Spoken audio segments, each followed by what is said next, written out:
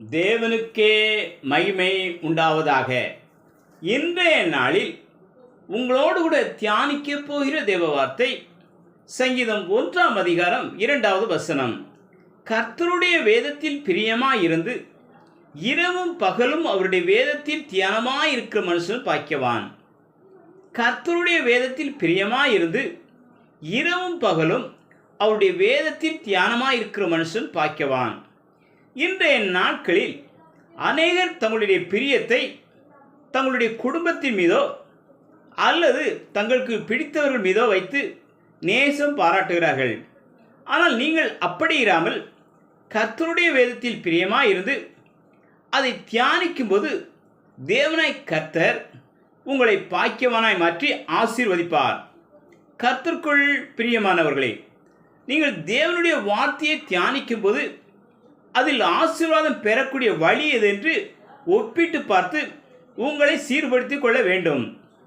ஒரு மரவெட்டி மரத்தை வெட்டி கொண்டு இருக்கும் போதெல்லாம், நான் இப்படி மரவெட்டி கஷ்டப்படுகிறேனே, அந்த ஆதாம் மட்டும் தேவனுக்கு பிரியமாய் நடந்திருந்தால் எனக்கு இந்த கஷ்டமான பாடு இருக்காதே என்று அடிக்கடி புலம்புவான்.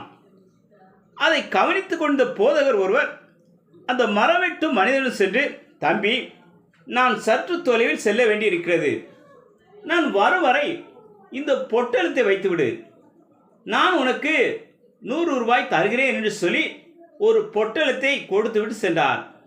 சிறிது நேரம் கழித்து அந்த மனிதன் பொறுமை இல்லாமல் அந்த பொட்டலத்தை திறந்து பார்த்தான். அப்பொழுது உள்ளே இருந்த ஒரு சுண்டலி துள்ளி குதித்து வெளியே ஓடிவிட்டது. அந்த போதகர் சாயங்காலம் திரும்பி வந்து அந்த பொட்டலத்தை கேட்டார். அதற்கு அவன், ஐயா, நான் அதை திறந்து பார்த்து விட்டேன், அதன் உள்ளே இருந்த எலி ஓடிவிட்டது என்றான். அதற்கு அவர், நீ எப்போதும் ஆதாமை குறை சொல்லிக் கொண்டே வாழ்கிறாய், ஆனால் உன்னால் இந்த சிறு பொட்டலத்தை கூட தொடாமல் அதை பாதுகாக்க முடியவில்லை என்று சொன்னார். நீ இதோடு உன் புலம்பலை நிறுத்திவிடு.